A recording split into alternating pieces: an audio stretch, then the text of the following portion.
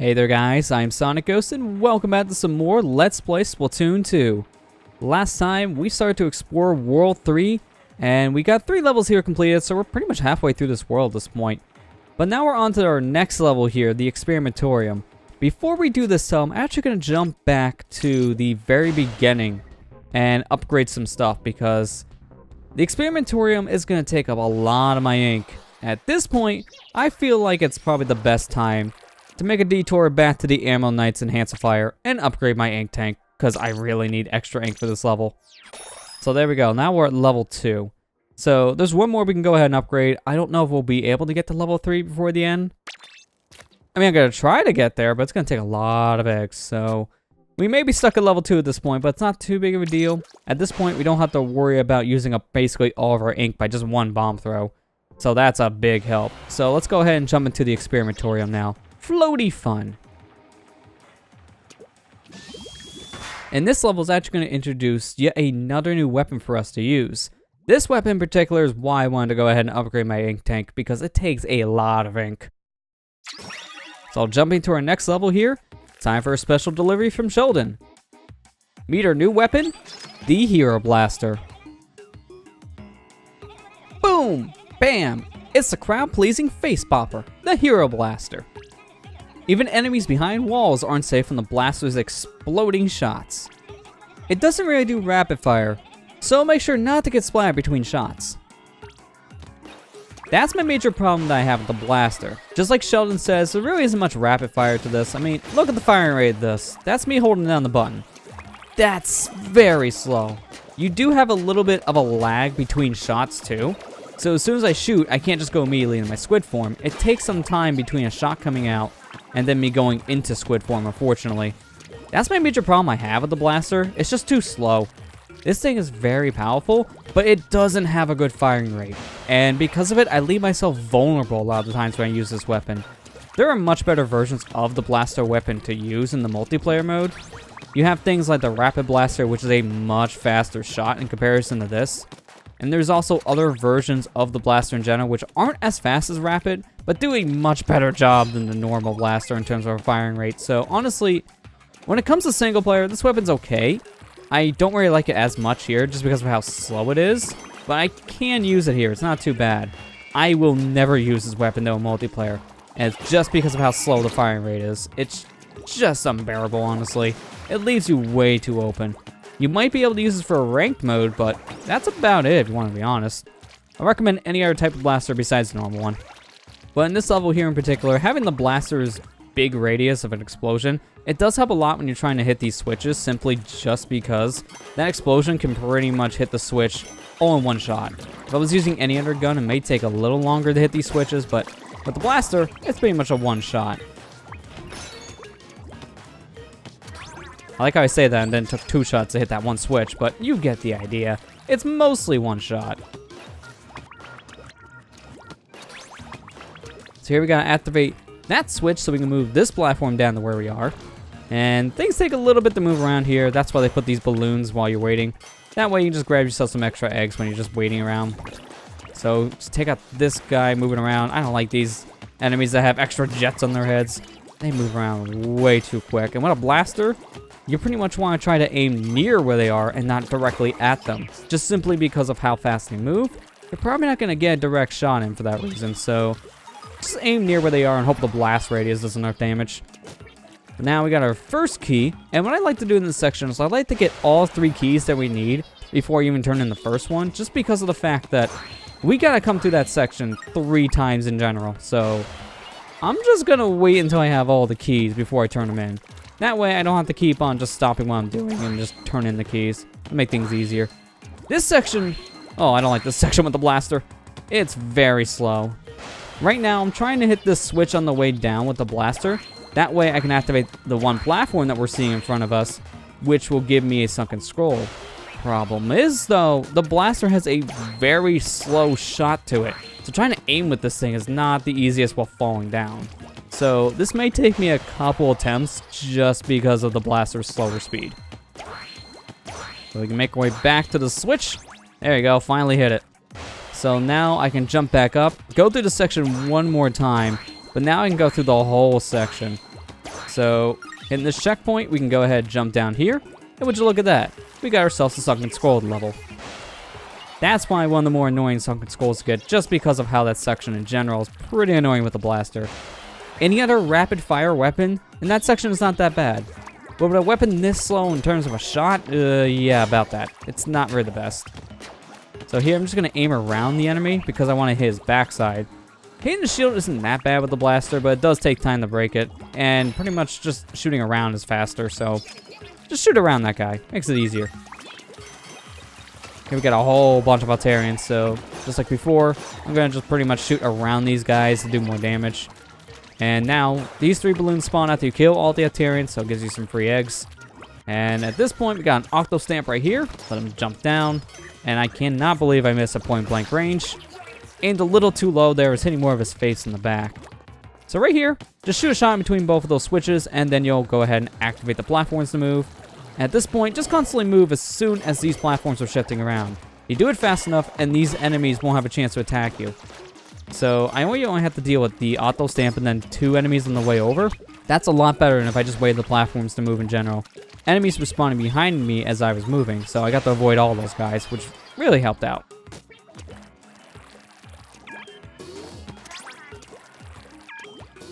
But now that we have all 3 keys, we're going to open up all 3 of these gates here and activate all 3 of these switches.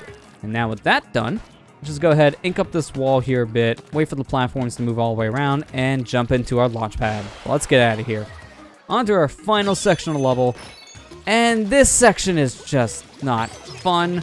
They put a bunch of giant squeegees here, and this section is just annoying to deal with because of the squeegees. Luckily for us, the blaster's huge radius makes things a little bit easier for controlling where the squeegees move, because the blast radius will go in front of the squeegee and then it'll see it as a thing to clean up. It's harder to do this with a lot of other weapons in Splatoon 2, but luckily, the blaster does make this section a little bit easier. Doesn't help that there's way too many enemies to distract these squeegees and that there's 3 of these giant things. So that really does not help. And these guys are after me too, which is not helpful either. So I'm trying to be very careful here because I do not want to get hit.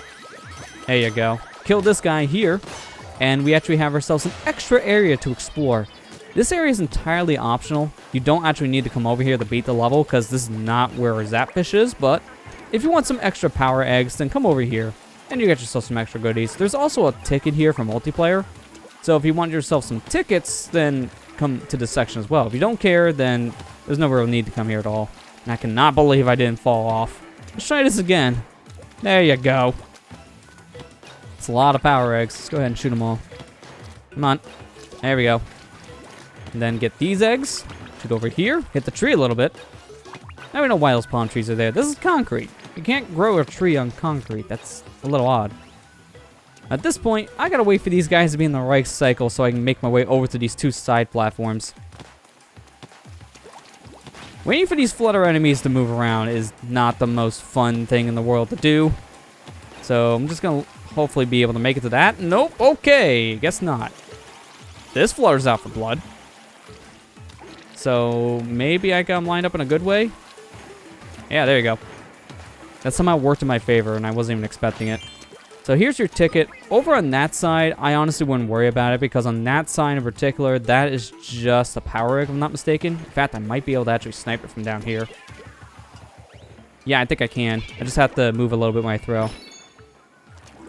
Yeah, so up there in particular, I can't actually see what that is. Now I actually want to go up there and check it out. I can't remember. I think that's a group of power eggs, but it's really hard to see from down below.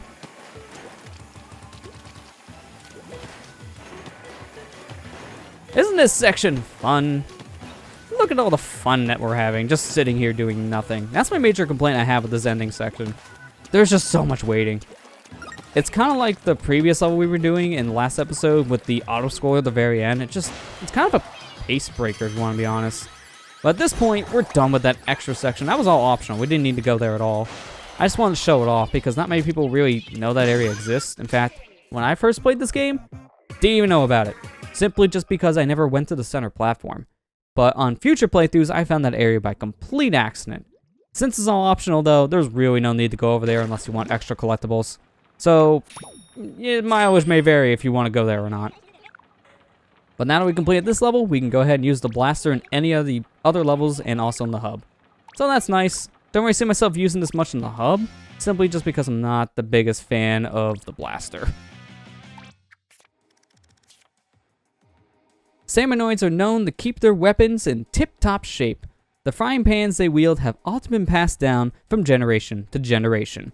You can see the unwavering pride of these fierce warriors in their somewhat crazed eyes.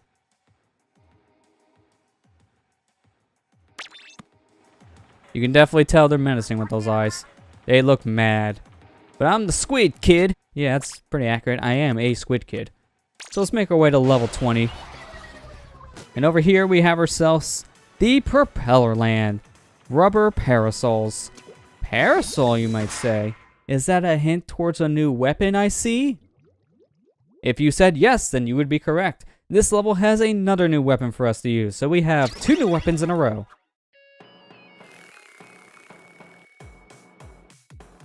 Meet our next new weapon of the game, the Hero Umbrella. This is a secret weapon that everyone wants to play with, the Hero Umbrella. Press the ZR button once to shoot ink, or hold the button to use the umbrella as a shield. Keep holding the button, and the umbrella will launch off, leaving a trail of ink behind it. It takes a bit to get used to, but it's really powerful, and it looks super rad. Sheldon is right though about the power of this weapon in general, and just how cool it is to use, because this is a very unique weapon. The umbrella is a new type of weapon for Splatoon 2, just like the dualies. And at first, actually, when this game came out, there was no umbrella to use in the online multiplayer. The Hero Umbrella was the only type of umbrella weapon in the game. So until an update adding more umbrellas to the game in general, you had to actually play through all the single player and unlock this weapon to use in the multiplayer mode. It was the only one. So a lot of people really only got a small taste of this weapon until updates added in a bunch of these things, because there's a lot of umbrellas at this point. And it's a fun weapon in all honesty to use. It has the same issue that the slosher weapon has in my opinion, where if you're not a fan of just constantly mashing the shoot button, your finger will get tired after a while, so maybe not the best weapon if you don't like mashing, but honestly, I think it's a better trade-off than the slosher in some cases because of its shield. If you do hold down your shoot button, you will pull up your umbrella, which does have a pretty big shield to it, and it's really helpful against certain enemies, but if you hold down the button long enough, you will actually let go of your shield, and then the umbrella will actually move forward, so you have a moving shield, and that's a really cool thing in my opinion. I'll be showing it off here in just a moment. But this section is also a pretty good section just to show how effective the shield is with the umbrella. It's just so good. Now right here, I don't have enough ink unfortunately, so if I just charge up a little bit more, I'll hold my button down to have the umbrella come out, and then look at it go. That will protect me and also does damage. It doesn't do as much damage as a normal shot, but it does do enough chip damage that you can easily take down the enemy with 1, maybe 2 more shots after the umbrella hits them. This is a very unique weapon in all honesty. I've seen a lot of people get really good with the umbrella, and I've seen some really fierce ranked battles because of this thing. Whenever you run across an umbrella player in the ranked mode in this game, man, it is something. You can either get your really good player with this weapon, or a player that doesn't know how to really use it properly. I'm the player that doesn't really know how to utilize this thing properly, because I don't really play with this weapon much. Most of my experience with the umbrella has come from the single player. I've used this a handful of times in multiplayer, but honestly not as much as other weapons.